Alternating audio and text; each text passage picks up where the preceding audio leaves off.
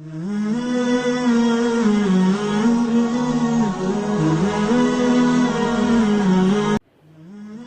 علیکم ورحمۃ اللہ وبرکاتہ۔ کافی ٹائم سے سوشل میڈیا اور میڈیا پر یہ بات پھیلائی جا رہی ہے کہ انسانیت سب سے بڑا مذہب ہے۔ دراصل انسانیت کسی مذہب کا نام نہیں ہے، انسانیت خود ایک مذہب کا حصہ ہے، اور جس مذہب کا حصہ انسانیت ہے اس مذہب کا نام اسلام ہے۔ اسلام ہی ہمیں انسانیت کا درس دیتا ہے۔ یوں تو ہر مذہب میں انسانیت کا درس ہے، لیکن جو درس اسلام ہمیں دیتا ہے ویسا درس ہم کسی بھی مذہب میں نہیں پاتے۔ ہر مذہب میں کسی کا ناحق قتل کرنا یہ گناہ ہے، لیکن قرآن پاک نے جب کسی کے ناحق قتل کرنے کی بات کی تو فرمایا کہ اگر تم کسی کا ناحق قتل کرتے ہو تو اس طرح ہے کہ گویا تم نے پوری انسانیت کو قتل کر دیا۔ کتنی بڑی بات ہے۔ اور یہاں تک فرمایا ہمارے دین نے کہ اگر کوئی چیز آپ اپنے گھر کے لیے لے کے آ رہے ہیں تو اپنے پڑوسی کو ضرور بھیجیں، اور اگر آپ کی اتنی استطاعت نہیں ہے کہ آپ اپنے پڑوسی کے پاس وہ چیز بھیج سکیں تو جب آپ اسے لے کر آئیں تو اپنے پڑوسی سے چھپا کر لے کے آئیں، تاکہ ان کے بچوں کی نظر اس چیز پر نہ پڑے اور ان کے دل میں حسد نہ رہ جائے۔ حدیث پاک میں آتا ہے جس کا مفہوم ہے کہ جو شخص چھوٹوں پر شفقت نہیں کرتا اور بڑوں کا ادب نہیں کرتا وہ ہم میں سے نہیں ہے۔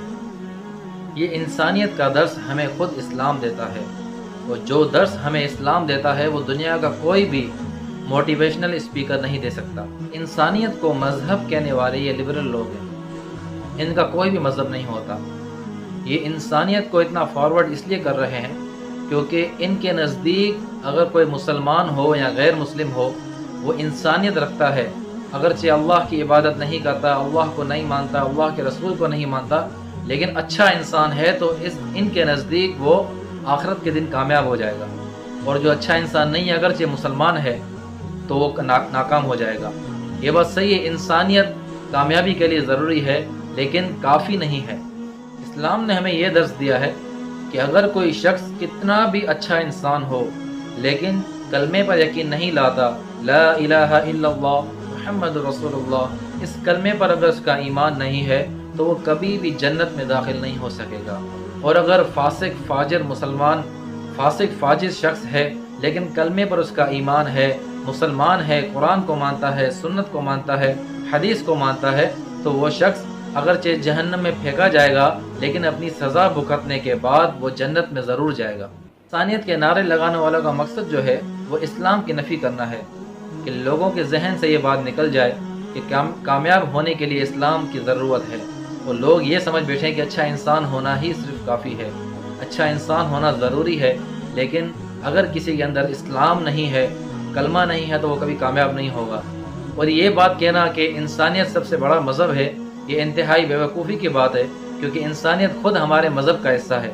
یہ بات کچھ ایسے ہو گئی کہ ہم میں سے کوئی شخص کہے کہ سندھ جو ہے وہ پاکستان سے کسی چیز میں بہتر ہے، یہ بات ہو نہیں سکتی۔ کیوں؟ کیونکہ سندھ جو ہے وہ خود پاکستان کا حصہ ہے، سندھ کبھی بھی پاکستان سے بڑھ نہیں سکتا۔ اسی طرح انسانیت یہ اسلام کا حصہ ہے، یہ انسانیت کبھی بھی اسلام سے بڑھ نہیں سکتی، نہ ہی اسلام سے وہ اعلیٰ ہو سکتی ہے۔ آج کل میڈیا پر اور سوشل میڈیا پر اس بات کو بہت پھیلایا جا رہا ہے، اور ہمارے بولے والے مسلمان ان کی باتوں میں آ کر اپنا ایمان خراب کر دیتے ہیں۔